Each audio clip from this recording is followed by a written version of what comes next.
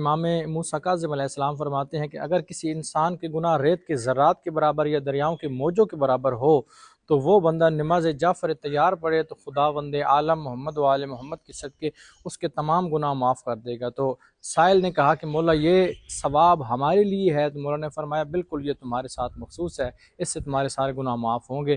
رسول خدا نے فرمایا اگر کوئی بندہ شب جمعہ یا سال میں ایک بار بھی نماز جعفر تیار پڑھے تو اس کے گناہ معاف کر دی جاتے ہیں۔ طریقہ کار کیا ہے؟ 4 رکعت ہے، 2 کر کے پڑھ، نیت کرے 2 رکعت نماز جعفر تیار پڑھتا ہوں قربتاً اللہ۔ پہلی رکعت میں سورہ الحمد کے بعد کوئی سورہ پڑھے، کوئی سورہ پڑھنے کے بعد آپ نے 15 مرتبہ تسبیحات اربع پڑھنی ہے، سبحان اللہ والحمد للہ ولا الہ الا اللہ واللہ اکبر۔ پھر آپ نے رکوع میں چلے جانا ہے، رکوع والا ذکر پڑھنے کے بعد پھر آپ نے 10 بار تسبیحات اربع پڑھنی ہے۔ پھر آپ نے کھڑے ہونا ہے، سمی اللہ لمن حمدہ، پھر آپ نے یہی کھڑے ہو کر 10 بار تسبیحات اربع پڑھنی ہے۔ پھر سجدے میں جانا ہے، سجدے والا ذکر پڑھنے کے بعد پھر آپ نے 10 بار تسبیحات اربع پڑھنی ہے۔ پھر اٹھ کر بیٹھنا ہے، پھر آپ نے 10 بار تسبیحات اربع پڑھنی ہے۔ پھر آپ نے سجدے میں جانا ہے، سجدے والا ذکر پڑھنے کے بعد پھر آپ نے 10 بار تسبیحات اربع پڑھنی ہے۔ پھر اٹھ کر بیٹھنا ہے، پھر 10 بار تسبیحات اربع پڑھنی ہے۔ ایک رکعت میں 75 مرتبہ آپ نے تسبیحات اربع پڑھنی ہے۔ پھر سیم دوسری رکعت میں بھی اسی طرح آپ نے تسبیحات اربع 75 بار پڑھنی ہے۔ یہ 2 رکعت پڑھنے کے بعد پھر کھڑے ہو جائیں، پھر نیت کریں، پھر سیم 2 رکعت اسی طریقے سے پڑھیں، اس کے بعد تسبیح زارا پڑھیں اور دعا مانگے، آپ کے تمام گناہ معاف ہوں گے اور تمام حاجات نیک جو ہیں وہ پوری ہوں گی۔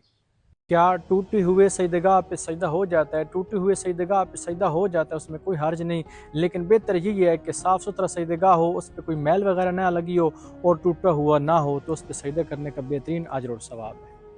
نماز کی تیسری اور چوتھی رکعت میں 3 بار تسبیحات اربع پڑھنا مستحب ہے، 1 بار پڑھنا واجب ہے، 3 بار پڑھنا مستحب ہے۔ اگر آپ ظہر، عصر یا مغرب، عشاء کی تیسری رکعت پڑھ رہے ہیں تو تیسری رکعت میں 3 بار تسبیحات اربع پڑھیں، 3 بار پڑھنا مستحب ہے، 1 بار پڑھنا واجب ہے۔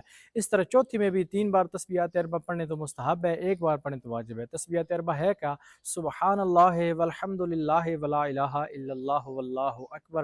اور کیا تسبیحات اربع میں بسم اللہ الرحمن الرحیم پڑھنی چاہیے یا نہیں؟ تسبیحات اربع سے پہلے بسم اللہ الرحمن الرحیم نہیں پڑھنی چاہیے۔